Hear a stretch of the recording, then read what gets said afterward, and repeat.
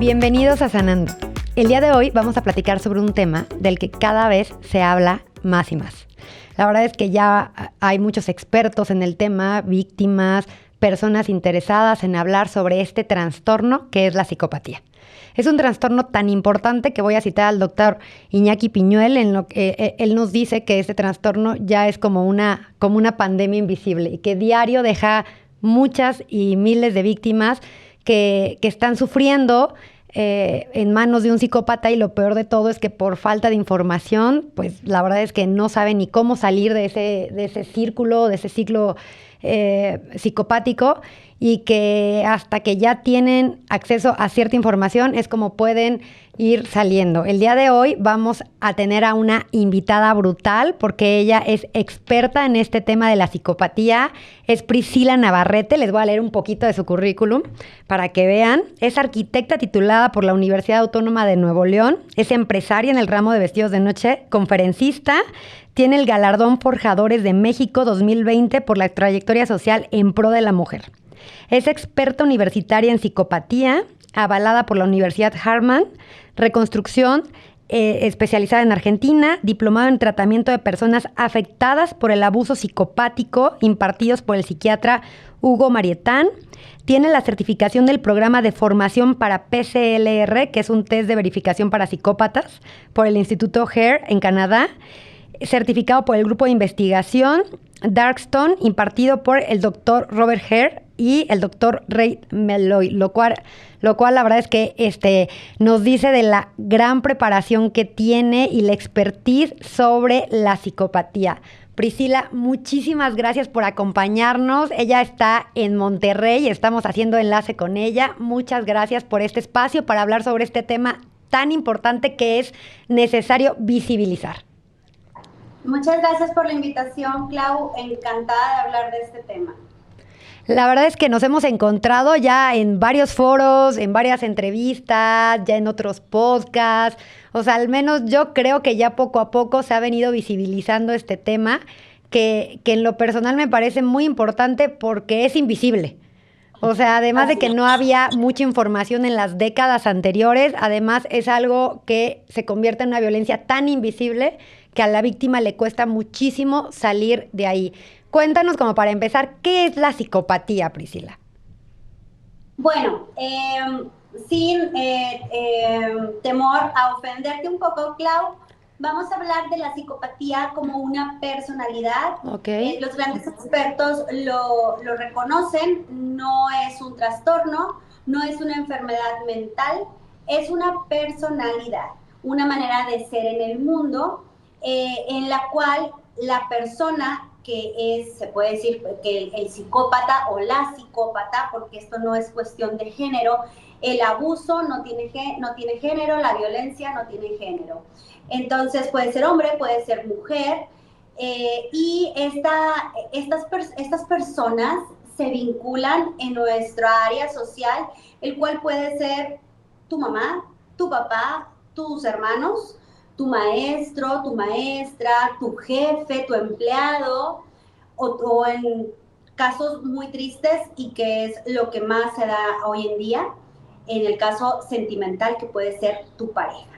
Entonces, cuando hablamos de una persona psicópata, estamos hablando de una persona que tiene necesidades especiales y que estas necesidades giran en torno alrededor de el control, el dominio y el poder de la otra persona. La atención, el gozo del sufrimiento ajeno es básico. Son personas que cosifican a la otra persona, la utilizan para lograr estas mismas necesidades especiales. Son personas egocéntricas, son personas que tienden a sortear las normas, que no tienen moral ni conciencia, en donde al sortear las normas hacen actos que las personas comunes o las personas empáticas no logran entender.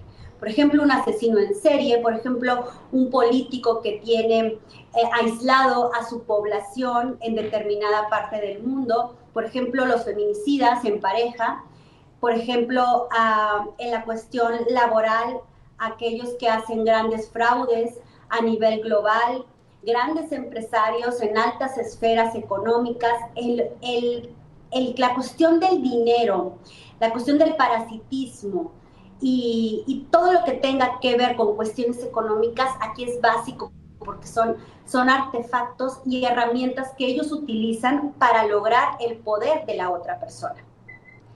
Oye, me encantó que me dijeras y que me corrigieras que no es un trastorno, sino una personalidad, porque inclusive he estado leyendo que el problema de que se consideraba trastorno es que cuando inclusive llegan a los tribunales o cuando se trata de inculpar a alguien que está haciendo todas estas acciones fraudulentas o que está cometiendo homicidios, de repente dicen, ay, bueno, es que pues tengo un trastorno, tengo una enfermedad, que es diferente a los que sí tienen trastorno.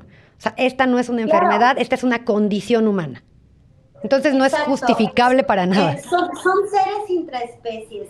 Inclusive se ha dado en varios juicios, audiencias en donde los casos se vuelven mediáticos y la persona que cumple con esta condición de psicopatía se hace pasar por un enfermo mental. Uh-huh. Y la realidad es que son personas muy astutas, son personas muy mentirosas que no cuentan con empatía y que son grandes actores, son bifrontes, es decir, que tienen dos personalidades, pero todo está calculado, todo está organizado por la persona. O sea, créeme que son unas personas más cuerdas que nosotras dos. Saben perfectamente lo que hacen, reconocen el bien y reconocen el mal y deciden hacer el mal. Oye, y entonces aquí viene la pregunta, que sé que tú y yo ya platicamos antes del episodio y me decías que había muchas corrientes, pero bueno, me gustaría que nos lo explicaras a grandes rasgos aquí en el aire. ¿Es el psicópata nace? ¿El psicópata se hace? ¿El psicópata se termina de formar en ciertas etapas de crecimiento? ¿En qué momento alguien se convierte en psicópata? Bueno, pues mira, como dices, son muchos los especialistas, la ciencia está avanzando constantemente, no podemos irnos por algo determinante porque hasta la fecha no lo hay. Sin embargo, todo indica que tiene que ver con la genética. Ahora, si hablamos de la genética, hay un doctor, neurólogo, que de hecho es mi maestro, el doctor James Fallon. Él,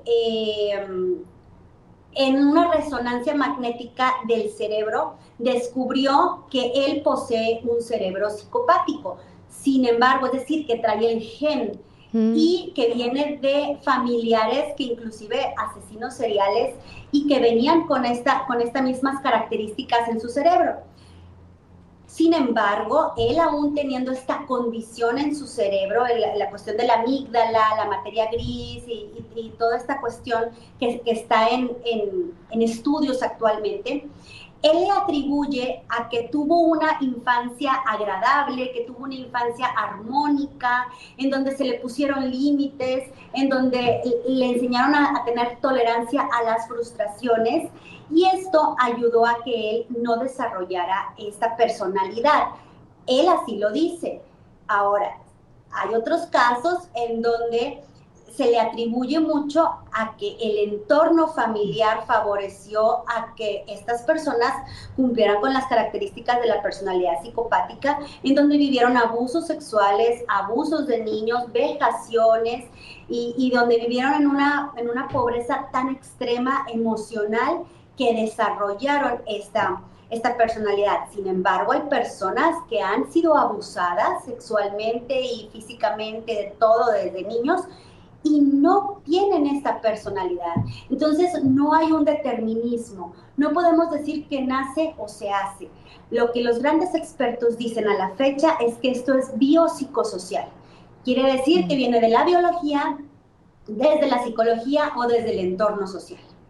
Pero lo que sí podemos aclarar, bueno, creo que más bien en pregunta, es no se cura. ¿Estamos de acuerdo? Como no es una enfermedad, como no es un trastorno, no es de que vas al psicólogo, vas al psiquiatra o te vamos a ayudar.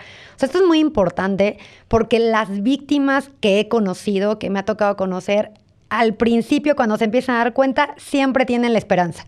Oye, pues es que si voy a ayudar a mi familiar, a mi hijo, a mi mamá, a mi novio, a mi pareja, o sea, siempre está esta esperanza en las víctimas de querer ayudar a la persona, pues querida, ¿no? Obviamente. Entonces es algo que tiene cura, no tiene cura. Pues no es una enfermedad, no hay nada que curar. Exacto. ¿Cómo vamos a tratar? ¿Qué le vas a medicar? Para medicar a una persona tiene que cumplir con una sintomatología que la persona que es psicópata no la cumple, porque no son personas que no están deprimidos, pero sí pueden fingir estarlo. Son personas, hombres o mujeres, que no tienen ansiedad, no son paranoides, no tienen alucinaciones, no pierden el control con la realidad, cosa que otros trastornos de la personalidad sí los tienen, ¿no? Ahora, tampoco quiere decir que no puedan estas mismas personas tener algunas comorbilidades que honestamente son muy poquitos en todo el estudio de estos psicópatas, sobre todo en los forenses, que es donde hay más estudios, porque pues los tienen presos, entonces es más fácil estudiar a estas personas, ¿no? Y ya pasaron el límite de cometer un delito. Entonces hay que hablar que existen dos tipos de psicópata: los forenses, que ya han cometido un delito, y los integrados, los que están integrados en la sociedad. Entonces estos forenses en algún momento fueron integrados, ¿verdad? Claro. Hay que aclarar. Entonces, pues sí, tanto puede ser que nazcan como puede ser que se hagan. No hay nada que curar. Esta es una personalidad. Te voy a dar un ejemplo. Por ejemplo, las personas que son extrovertidas o introvertidas, sí, este tipo de personalidad la puedes moldear, te puedes controlar dependiendo la situación en la que tú estás viviendo, pero vas a seguir siendo introvertida toda tu vida, o extrovertida toda tu vida. Es parte de tu personalidad. Por eso es que los psicópatas o las psicópatas no tienen cambio, pero sí son muy buenos manipulando a los psicólogos o a los psiquiatras para hacerles creer que ya cambiaron, o que han encontrado a Dios, o que han encontrado la salvación de su alma. Son muy manipuladores. Los psicópatas no tienen conciencia, ¿verdad? O sea, se dan cuenta, pero no tienen remordimiento, porque sí son conscientes de todo lo que están haciendo, o sea, la mentira, la manipulación. ¿Ellos saben que lo están haciendo? Si tienen conciencia intelectual, por supuesto que se dan cuenta, saben lo que está bien y lo que está mal, y deciden hacer el mal o deciden hacer lo que les convenga realizar para obtener esta satisfacción de sus necesidades especiales, que la mayoría son en torno al poder de otra persona o de otras personas. Sin embargo, no hay conciencia moral. Tienen unos códigos morales diferentes a los que las personas empáticas tienen. Dentro de sus códigos creen que todo es posible. Tienen la libertad ampliada de realizar lo que él o ella quiera, puesto que se cree capaz de lograrlo todo. Oye, Pris, y hace rato hablabas de una diferencia entre el psicópata forense, que es el que ya está en la cárcel o cometió algún delito, y el psicópata integrado, que es el que está literal, pues integrado a la sociedad, que va haciendo daño, pero pues con mucha manipulación, sí, y que no llega a cometer un delito que finalmente sí lo llegue a meter a la cárcel, ¿no? ¿Cómo, o sea, son diferentes personalidades o el integrado es capaz de llegar a cometer un delito? O el integrado siempre se va a quedar a lo mejor sin llegar a cometer el delito y viviendo en la sociedad? Mira, dicen que se dice que el 3% de la población son psicópatas, que en realidad es mucho y es muy alertante. Muchísimo. Y se dice que es el 3% por estas personas, por los forenses y por aquellas víctimas que han llegado con psicólogos y psiquiatras expertos en el tema. Entonces así se puede llegar a calcular un porcentaje. Sin embargo, hay muchas víctimas que no saben que están o que estuvieron con un psicópata o una psicópata integrado, que nunca hablaron, que llevaron las repercusiones de vivir en una relación de cualquier índole con este tipo de personajes, y como nunca hablaron, No está el no número, hay la esa estadística. actualización, Sí, ¿sí? claro. Los psicólogos no se ponen de acuerdo. Ahora, que son más los que no cometen crímenes sangrientos, es decir, los integrados, es correcto. Porque los que cometen crímenes sangrientos saben que el delito está penado y que según el código moral de cada país, pues pueden llegar a ser apresados. Y esto obviamente no le conviene al psicópata. El psicópata es una persona egocéntrica, que vive para sí mismo, trabaja para sí mismo y que se quiere mucho, que tiene mucho amor por sí mismo y para él o para ella, primero va a ser él o ella, inclusive de sus hijos. Es importante recalcar que ellos no sienten amor, únicamente tienen dos emociones, que es la ira o el coraje y el entusiasmo. Por eso estas personas cuando encuentran a su víctima se entusiasman mucho y que pareciera que están enamorados, pero no tienen la capacidad emocional de enamorarse. Oye, Pri, si hay algunos datos o algunos foquitos rojos, banderitas rojas que nos puedas dar de decir, oye, esta es la forma de un psicópata y que a lo mejor lo que nos escuchan, pues tampoco se trata de decirles, ¿no? Oye, estás con un psicópata, pero sí que empiecen a lo mejor a detectar si tienen cerca a un psicópata. Bueno, pues las tres banderas principales que yo considero es el aislamiento. Son personas que empiezan a aislarte. Ojo que nadie anda con un cartel de soy psicópata, Claro. o te voy a matar, o te quiero hacer una vejación, o te quiero abusar. Nadie. El psicópata llega carismático, tiene un encanto superficial.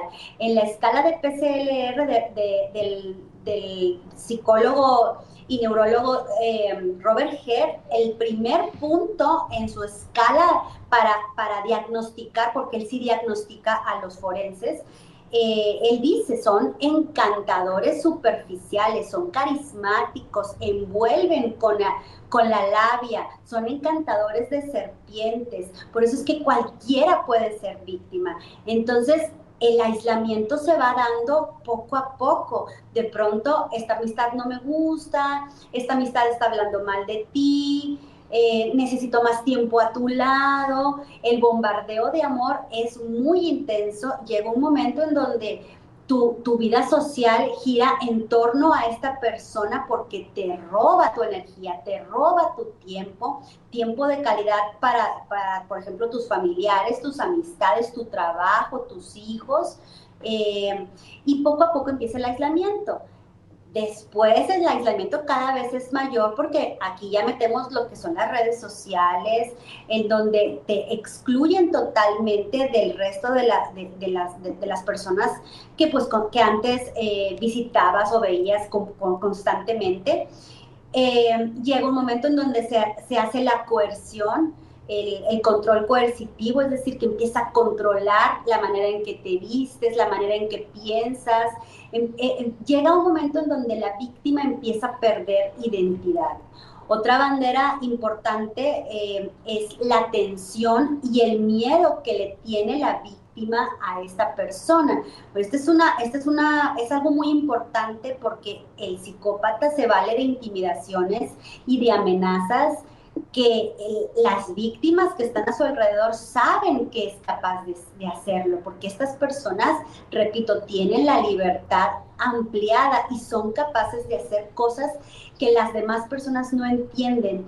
Por eso es muy común que cuando vemos un crimen en las noticias o en la televisión, la gente empática se pregunta, ¿cómo es posible que exista una persona así? ¿Cómo es posible que exista una persona que haya hecho este tipo de situaciones? ¿En qué momento?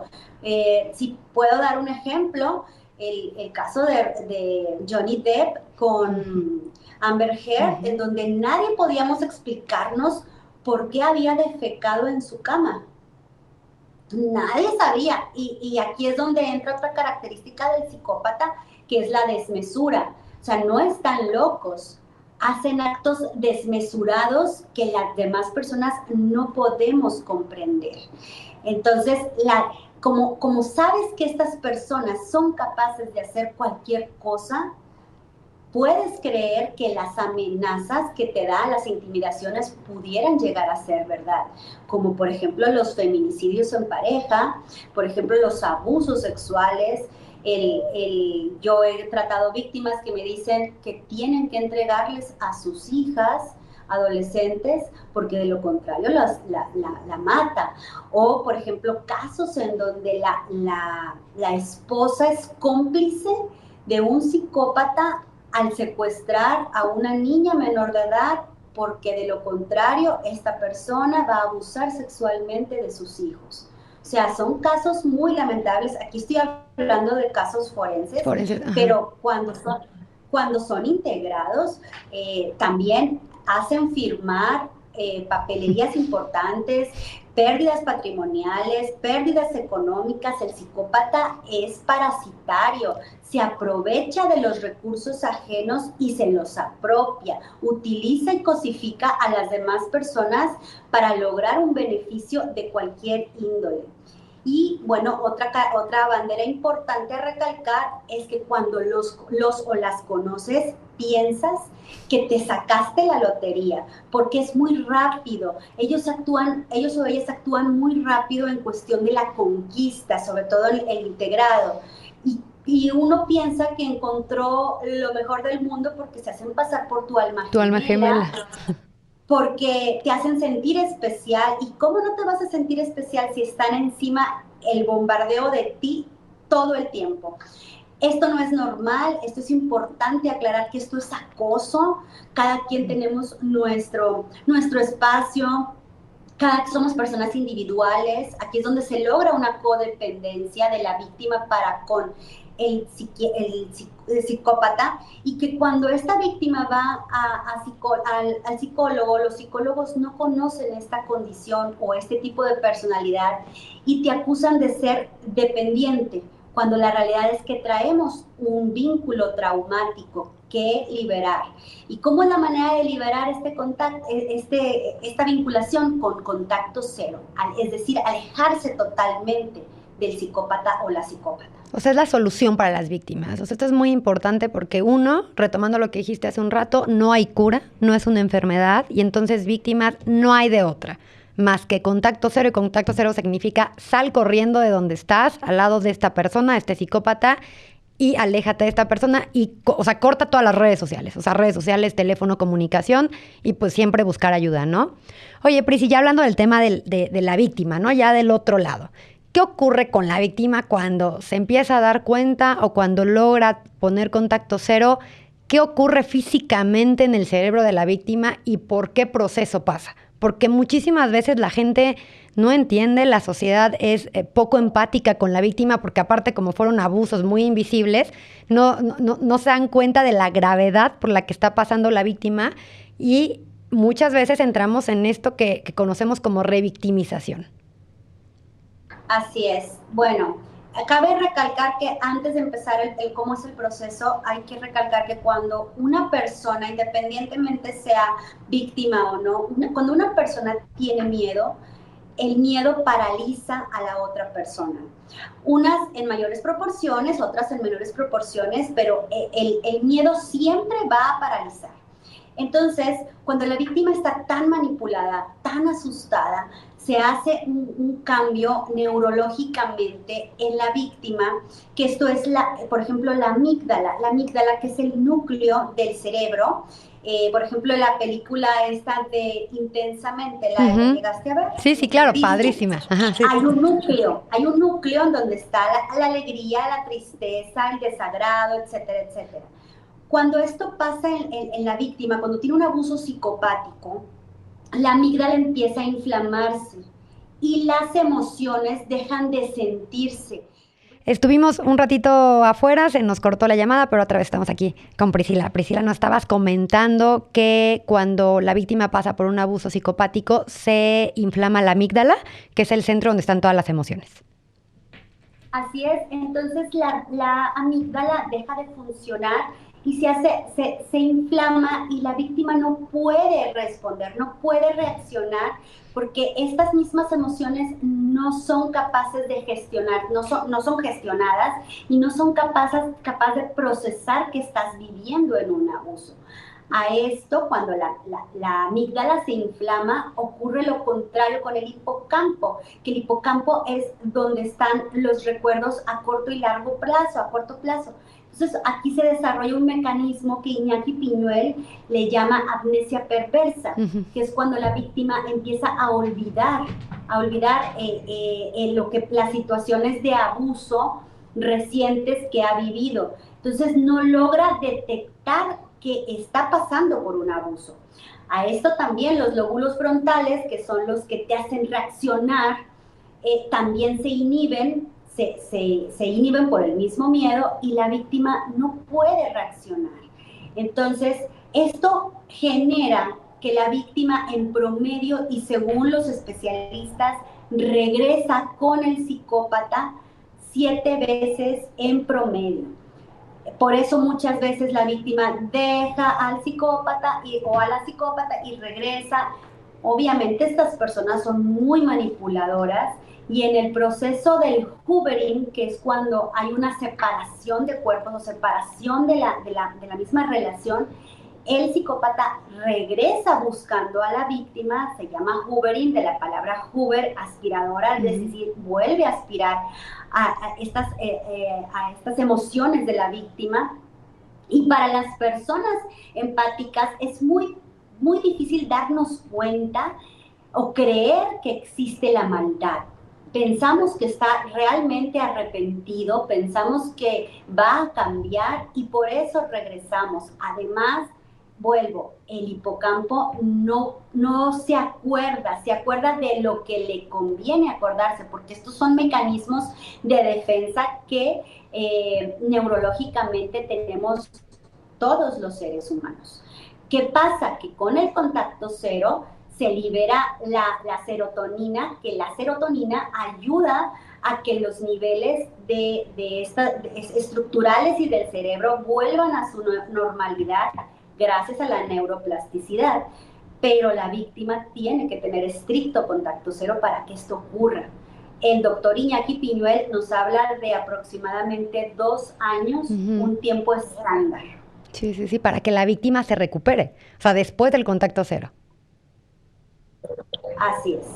Oye, y entonces sí es bien importante que esta información no solamente vaya dirigida a las víctimas, ¿no? O vaya dirigida a las personas de que, ay, por si me encuentro un psicópata en el camino, sino que vaya dirigida a la sociedad en general para que conozcan de esta situación que está ocurriendo o que ocurre en la sociedad y que afecta a muchas personas. Y entonces que debemos de ser muy sensibles, muy empáticos, no revictimizar a las víctimas, entender, comprender que la víctima está pasando por un proceso no solamente emocional, sino también un proceso físico y un proceso en el que se requiere que el entorno la cobije. O lo cobije, ¿no? Porque finalmente, esto es muy importante, no hay género en la psicopatía. Pueden haber hombres y mujeres. Claro, dejemos de darle la responsabilidad a la víctima y señalemos al verdadero culpable, que es el agresor. Y el agresor puede ser agresor físico o puede ser agresor emocional. Entonces, dejemos de culpar a las víctimas porque esto no ayuda a su recuperación. He hablado con víctimas en donde me dicen salgo peor de una cita con un psicólogo que no sabe del tema, que de la relación en sí, porque me revictimiza y me culpabiliza de la situación. Ojo que me acabo de acordar de otra característica que hacen mucho los psicópatas, es la defensa aloplástica, así le llama mi maestro, el doctor psiquiatra Hugo Marietán. La defensa aloplástica es cuando el psicópata culpa a la otra persona de lo que él o ella verdaderamente hizo, ¿no? El psicópata hace hacer a la otra persona cosas que no quiere hacer. Por eso es muy común, obviamente la hace hacer a base de engaños, manipulaciones, miedo y coacción sobre su psiquis. Entonces, casos como en donde vemos que parejas sentimentales secuestraron, raptaron, robaron, y ella, la víctima, hombre o mujer, fue arrastrada por el mismo psicópata a realizar algo que él o ella no quería realizar. Sí, y que ninguno de nosotros estamos exentos, ¿no? Me ha tocado también hablar con personas que cuando se dan cuenta que hay víctimas de estos seres, así les voy a decir, estas personas psicópatas, pues también dicen, oye, pero es que cómo no se dio cuenta, o a mí no me va a pasar, la verdad es de que pues yo soy muy inteligente, o yo soy muy perceptivo, o perceptiva, o yo la verdad es que jamás me dejaría de nadie. Y entonces también hay que decirles que no es, o sea, que las víctimas no son personas tontas, que las víctimas no son personas débiles, que no son personas malas, o sea, que finalmente son personas como todas y que de alguna manera pues, les tocó pasarlo, ¿no? Bueno, mira, estas personas que hablan así obviamente hablan desde su privilegio y desde su falta de información, ¿verdad? Hay que entender la situación. Y estas personas que hablan mal de las víctimas, resulta que son las mismas que votan por aquellos candidatos a la presidencia o a puestos políticos que son psicópatas, porque los psicópatas se esconden detrás de las esferas políticas. Y bueno, es muy común encontrar a psicópatas espirituales, que el doctor Piñuel nos dice que este es el psicópata más peligroso porque es el que se mete con tu fe.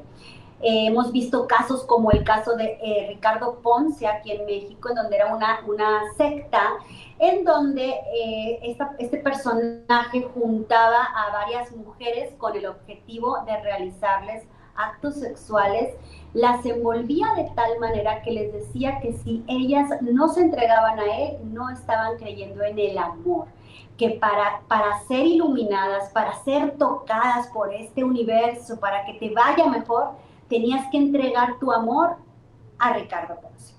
Estas personas que están dentro de la psicopatía espiritual son muy dadas a practicar lo que se les llama el PNL, que es la neurotransmisión que te cambian, ¿no? Te cambian tu manera de pensar o de creer. Y es curioso, Clau, porque estas personas, una de sus frases favoritas es que las víctimas no existen, que las víctimas todo lo permiten, que las víctimas les pasa, no hay nada de lo que te pasó es abuso.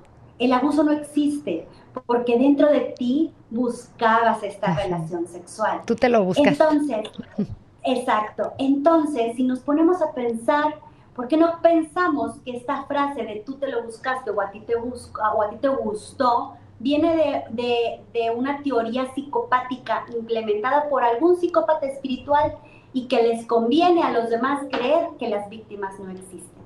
Entonces, cuidado, porque los psicópatas están en todas partes, porque así como tú señalas a la víctima que aguantó el abuso de su pareja, tú también estás aguantando en estos momentos a un presidente por el cual tú votaste. Ya si quieres casi para despedirnos, seguramente te estaremos invitando, si tú nos aceptas la invitación en otros episodios más adelante para hablar ya temas específicos sobre la psicopatía. Ya nada más para despedirnos. ¿Qué pasa si alguien de los que nos está escuchando, ya sea hombre o mujer, decíamos que esto finalmente no tiene género, y era importante especificar que la psicopatía no tiene género? ¿Qué pasa si sí siente que tiene alrededor, ya sea pareja o alguna persona muy cercana que está afectando su estabilidad emocional y física, que es psicópata? O sea, que siente que está al lado de un psicópata, ¿qué tiene que hacer?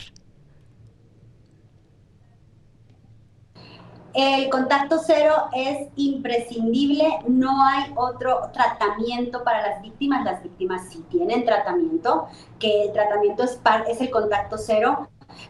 Los psicólogos y especialistas en el tema sabemos que cuando tratamos a una víctima de psicopatía integrada, tenemos que tener bien presente que la víctima probablemente regrese, puede regresar varias veces, ir y venir, pero la víctima lo que necesita es ser escuchada, porque ha callado por tanto tiempo, se le ha aislado por tanto tiempo, que lo que necesita es hablar, es decir todo lo que le pasó y ponerle el nombre a las cosas. Lo que sufrió fue abuso.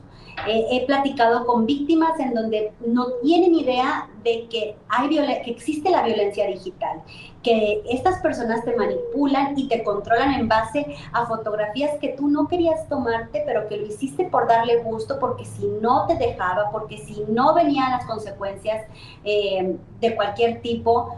Y al final esta persona trata de intimidarte con estas fotografías. Existe la ley Olimpia, existen leyes que puedes usarlas a tu favor como víctima. Es importante que la víctima, cuando hay un abuso de este tipo, o físico, o que hay leyes que te protejan, lo denuncie, porque no le puedes regalar a tu agresor o a tu agresora el regalo más grande que le puedes hacer, que es tu silencio. Es lo mejor que él o ella quisiera recibir de ti. Entonces, el contacto cero es imprescindible, denunciar si hay posibilidades y, por supuesto, ponerle nombre a las cosas. Tuviste un abuso psicopático. Perfecto, no, muchísimas gracias, Pris. La verdad es que estuvo padrísimo el episodio. Es un tema que realmente nos interesa, que hemos tenido igual algunos comentarios de que quieren saber más sobre esta información. Y pues te agradezco muchísimo que nos hayas acompañado, de verdad, y estaremos por ahí en otro episodio. Ya para despedirnos, no sé si quieres decirle algo a los que nos están escuchando, y además también vamos a dejar tus redes, si tú das algún servicio, das acompañamiento a víctimas, etcétera. Si quieres, cuéntanos. Sí, bueno, mis redes sociales me pueden encontrar en Instagram como Silvia Priscila, Silvia con Y. Doy acompañamiento, ayudo a las personas en consultas privadas no podemos diagnosticar porque no es un diagnóstico, pero podemos describir si estuviste o no estuviste en una relación psicopática. Hay muchas personas que tienen dudas, que quieren saber que si el narcisista, que es el perverso narcisista, que ese es otro tema para hacer en podcast. Pero bueno, hay que ponerle las cosas por su nombre. Mis estudios están avalados psiquiátricamente y psicológicamente. Entonces, pues bueno, hago acompañamiento, hago consultas. Y pues es un honor que me hayas invitado, Clau, aquí a tu espacio, eternamente agradecida. ¿Qué? Y pues esto es parte del cambio social y que haya más personas que le demos visibilidad a este tipo de situaciones. Exactamente, un cambio social. No, gracias a ti, y aquí estamos en Querétaro también para que nos vengas a visitar presencialmente el día que quieras. Claro, muchas gracias. Gracias. Y muchas gracias a todos los que nos escuchan. No se olviden de seguirnos en nuestras redes sociales y seguirnos aquí en el podcast de Sanando. Hasta la próxima.